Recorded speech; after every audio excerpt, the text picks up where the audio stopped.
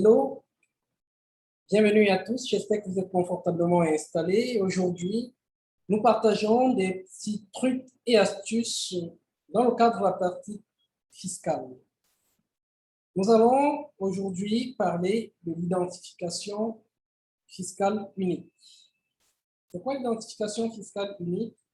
Quelle différence faites-vous entre l'identification fiscale unique et carte de contribuable? Nous allons essayer d'apporter une réponse à toutes ces questions en abordant 8 points, à savoir qu'est-ce que c'est que le numéro d'identifiant unique, quand doit-on présenter un numéro d'identifiant unique, y a-t-il un âge minimal pour obtenir son numéro d'identifiant unique, en quelle année le numéro d'identifiant unique a-t-il été généralisé au Cameroun, comment obtenir un numéro d'identifiant unique, comment authentifier son NIU, quelle est la durée de validité d'un numéro d'identifiant unique et quelles sont les sanctions prévues en cas de non-présentation du NIU. Sans plus tarder, commençons. Allons-y avec la première question pour dire que le numéro d'identifiant unique n'est rien d'autre qu'une combinaison de lettres et de chiffres que l'administration fiscale attribue à un contribuable pour pouvoir l'identifier et le distinguer des autres contribuables. Il est unique et surtout définitif. Vous n'aurez pas deux identités uniques. D'accord? Vous n'aurez pas deux identifiants uniques durant toute votre vie fiscale. Quand doit-on présenter son numéro d'identifiant unique? Alors, il faut dire que depuis la loi des finances 2020, les usagers doivent au préalable présenter leur NIU pour réaliser les opérations telles que les ouvertures de compte auprès des établissements de crédit et des microfinances, ou encore pour acquérir de simples cartes de débit prépayées rechargeables. Naturellement, la souscription à tout type de contrat d'assurance doit être est préalable ou alors est consécutif à la présentation de son numéro d'identifiant unique. De même que la souscription à un abonnement au réseau d'eau ou d'électricité, l'immatriculation foncière, l'obtention d'un agrément à une profession réglementée. Donc, désormais, presque tous les aspects de la vie courante, toutes les activités économiques seront précédées ou alors pour pouvoir réaliser des opérations économiques, dans la plupart des cas, il faudra être titulaire d'un numéro d'identifiant unique depuis la loi de finances 2020.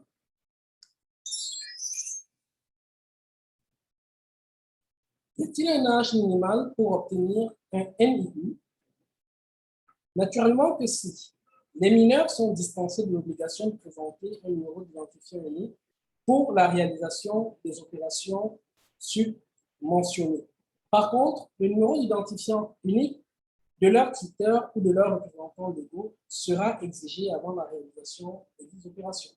Donc, si un mineur veut ouvrir un compte, ou alors si on veut ouvrir un compte pour un mineur, le représentant légal qui peut être le parent ou le tuteur du mineur doit naturellement présenter son numéro d'identifiant unique en attendant la majorité de la personne à qui il souhaite ouvrir le compte. En quelle année le numéro d'identifiant unique a-t-il été généralisé au Cameroun? Nous l'avons déjà dit dans la question précédente. Le numéro d'identifiant unique a été généralisé au Cameroun depuis le 1er janvier 2020. D'accord? En fait, il doit être présenté avant l'ouverture d'un compte auprès des établissements de crédit, nous l'avons dit, d'accord, de tout type de contrat d'assurance, avant tout contrat, avant la conclusion de tout contrat de branchement ou d'abonnement dans des réseaux de distribution d'eau et d'électricité. Et naturellement, les entreprises qui offrent des services de banque d'assurance tels que l'électricité ou encore tels que la CDE sont jusqu'au 30 septembre 2020 avaient jusqu'au 30 septembre 2020 pour procéder à la régularisation de leurs clients ne disposant pas des numéros d'identifiant uniques. Bien sûr, on verra plus tard que pour ces entreprises qui, aujourd'hui, ne peuvent pas justifier d'avoir à présenter les NIU de l'ensemble de leurs clients, ils seront sanctionnés. Donc, c'est une traque véritable qui a été entamée depuis l'exercice 2020.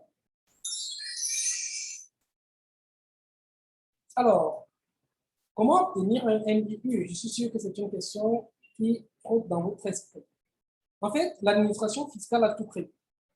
La DGI, étant entendue naturellement en Direction générale des impôts, vous offre la possibilité d'obtenir gratuitement votre NIU en ligne, en toute convivialité et sans aucun déplacement ni contact physique avec un guichet fiscal. Oui, ce service, ils l'ont appelé le e-enregistrement et il est accessible sur le site web de la Direction générale des impôts à l'adresse www.impôts.cm. Bien sûr, naturellement, vous pouvez aussi vous-même, vous pouvez le faire vous-même ou alors vous pouvez confier ce travail à votre cabinet conseiller. Le numéro d'identifiant unique est naturellement automatiquement attribué à tous les contribuables, y compris les salariés publics et privés. Un numéro d'identifiant unique peut être consulté en ligne sur le site web de la Direction générale des impôts dans la rubrique Fichiers. Dans une prochaine vidéo, nous vous montrons comment est-ce que vous pouvez accéder à ce menu. Comment identifier son NIU? Pour identifier son NIU, tout va se passer naturellement sur le site en ligne de la Direction générale des impôts. Il suffit de vous connecter sur ce site web, d'accord, de sélectionner Fichier national des contribuables, de saisir le numéro à authentifier dans la case NIU et de cliquer sur Afficher. Il vous sortira, s'il est authentique, l'ensemble des informations rattachées au détenteur du NIU. Eh bien, quelle est la durée de validité du NIU? Comme nous l'avons dit en début de vidéo, le NIU a une durée indéfinie. D'accord? Elle est permanente.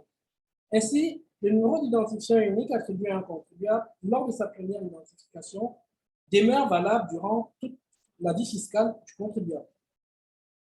Le numéro d'identifiant unique ne doit donc pas être confondu avec la carte de contribuable, nous l'avons dit. Donc, la durée de validité est de 10 ans. En effet, si le NIU permet d'identifier le contribuable, la carte du contribuable, quant à elle, va permettre de récapituler l'ensemble des informations relatives à un contribuable, telles que sa raison sociale, le registre du commerce, la localisation, le régime d'imposition, le centre des impôts de rattachement. Et enfin, y a-t-il des sanctions en cas de non-présentation du NIU? Et bien évidemment, les sanctions concernent l'usager, mais aussi tous les prestataires de services cités dans les précédents points.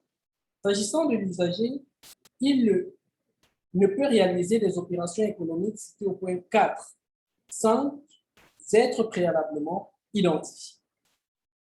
S'agissant maintenant des prestataires de services concernés, notamment les banques, les compagnies d'assurance, la compagnie d'électricité, NEO, et la compagnie de distribution d'eau, ils sont passibles d'une amende, mais alors de 5 millions par opération réalisée sans exigence du NIU.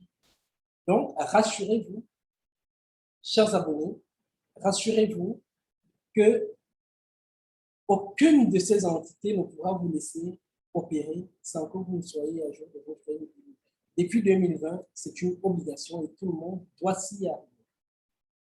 J'espère que cette vidéo vous a été utile. Si c'est le cas, n'oubliez surtout pas de vous abonner à la chaîne, de cliquer sur la cloche de notification pour ne rater aucune des prochaines vidéos, mais aussi aidez-nous à développer cette chaîne en faisant le max de partage autour de vous. PFAC Cameroun, c'est votre expert et votre partenaire. Vous souhaitez avoir un conseiller, un coach pour votre entreprise, PFAC Cameroun est la solution.